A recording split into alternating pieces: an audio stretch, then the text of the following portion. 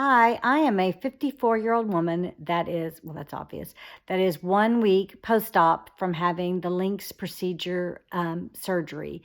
And I thought it might be helpful to someone that is considering having the surgery to hear my story. Before I decided to have the surgery, I Googled the Linx procedure, and it's relatively new. There was some information out there, and thank goodness there was a couple of videos on YouTube of people that had had the surgery. But I thought maybe my story might help someone make the decision to have the surgery. So my story is that I have had acid reflux for about 16 years. And that is 16 years of chasing that dragon in my stomach with over-the-counter medicine, under-the-counter medicine, prescription medicine, whatever medicine I could take, Tums, Rolaids, Prilosec, Tagament. I juiced, I cleansed, I took food out of my diet, I quit drinking wine, I slept on a wedge, I didn't eat after 6:30 at night, I would coat my stomach before I went out to dinner with friends, I ate yogurt, I did everything that I was told or searched on the internet or wives' tale said that would fix acid reflux. I was miserable and nothing was working. And so in January, I went to a new gastrologist in Dallas, and he decided to run 3 tests to see what was going on in my stomach. The first was I went in and had the barium x-ray, where you drink the chalky barium liquid, and you're standing up, you're laying down, you're on your side, but as you're doing it, the x-ray technician is a radiologist, is taking pictures of the barium going down your esophagus and into your stomach and how all that works. And then they also scheduled a scope, and they went in and did the scope to check out what was going on and also take a biopsy to see if there was anything nefarious going on down there that could be causing some of the problem. And then they also attached what is called the Bravo device. It's a little monitor that was put attached to my esophagus, and it monitors for 3 days your acid levels, what's going on when you have a reaction, and when the gas starts coming up. You diary when you eat, and then when you start having pain, so that when the doctor gets the results back, he can see what might have triggered your acid. I guess you could call this lucky. I had a real bout of bad indigestion, heartburn. One of the evenings I had the Bravo in and was up all night. And it was clearly, it was very clear to the doctor when he saw the results that I had some major problems. So all the results came back, and there was nothing nefarious, no cancer, nothing bad that was really causing the acid reflux, except everything was a little loose, and I had a small hiatal hernia. And so with all of that knowledge, I was referred to a doctor in Dallas. His name is Dr. Lavoyer. He's a surgeon. He has an office at Medical City, Dallas, Medical City, Plano, and in Las Colinas. And I went to see Dr. Lavoyer, and my husband and I will tell you both, he is great. Great bedside manner, really educated about the procedure, and really made me feel comfortable.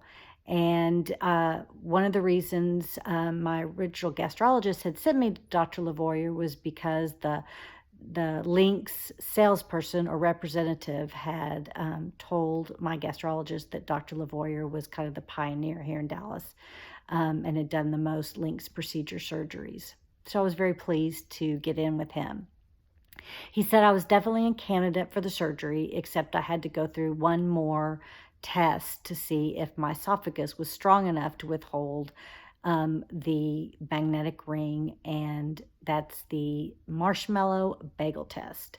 And so again, you go in to the x-ray, and you have to drink some of that lovely barium, and then they also take a small marshmallow, and while you're laying on your stomach being x-rayed, you swallow this marshmallow without any water or anything, and hopefully it goes down, and it measures how many times you have to swallow for it to go down.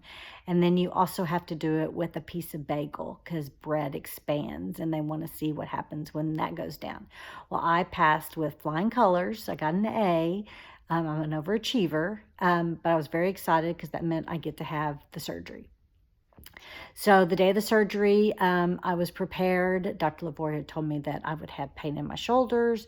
He talked to me about having to eat every 3 hours after my surgery for probably the next 6 to 8 weeks to make sure I exercise. Kind of it's the physical therapy for the Linx, and to make sure it's all that the scar tissue doesn't go around it and inhibit the magnets from expanding. So went in surgery, everything was great. Came out of surgery. Well, I'll tell you, the pain in my left shoulder was a 10. It was, everyone had told me it would hurt. Every video I saw said it would hurt, but you don't think it would be anything. It hurts. The recovery nurse said, what's your pain level? It was a 10. She gave me some pain medicine. It seemed like forever, but she asked me again later on, what's your pain level? It's 10. Okay, I can give you some more. It hurts. It hurts really, really bad. Then you also have to use that little breathing machine to kind of get oxygen into your lungs and expand them. And that hurts too, because again, that gas that they put in you to expand you up so that the little robot can get in and work his magic is kind of settles up in your chest, and your diaphragm gets pushed up, and it's a whole thing. So the pain is really pretty bad. Came home. I'd already prepared for the pain and had an infrared heating pad ready for my shoulders and my back because I didn't want to not have something and be in a lot of pain and have to scramble. So I had that ready, came home, got on the heating pad. I'm at day 7 today, and this is the first day I can actually lift my left arm over my head. I left the hospital with no pain medicine, nothing that would alleviate the pain except some heavy-duty Motrin. I did use some CBD oil, CBD lotion, to kind of alleviate the inflammation in my shoulder and down my arm, which seemed to help. I used some CBD oil, some tinctures to help too, and that helped. But mostly I would say it was the heating pad and just time. It's not fun. It hurts. It's still hard to breathe. If you can kind of tell, I'm a little out of breath still. Taking a deep breath hurts. But would I do it again? Absolutely. The day after surgery, I had my very first cup of coffee on an empty stomach that I had had in 10 years with zero reaction. It was so nice. I can eat with no problems. I have kept things down. I have not felt nauseated. I've had no pain in the incision areas.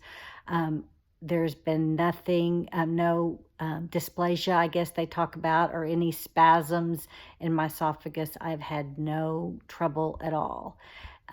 So will I take some shoulder pain and some being uncomfortable for a week and a half to be able to have a lifetime of being able to be normal again in my stomach and have that dragon gone? Absolutely.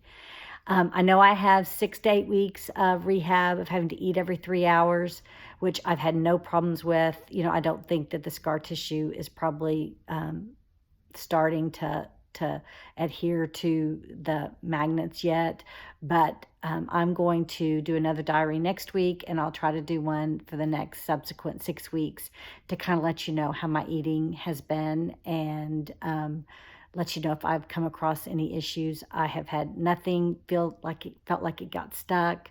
I have been eating slower. I've been cautious, but not overly cautious.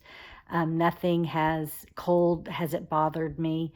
You know, I know the doctor in some of the videos said that cold might cause some spasms or freezy head in your chest, and I haven't had anything like that. But again, I've been really cautious. So hopefully next week I can continue to tell you that the Linx procedure is the best thing ever and that I highly recommend it. So stay tuned, and I'll let you know what happens next week.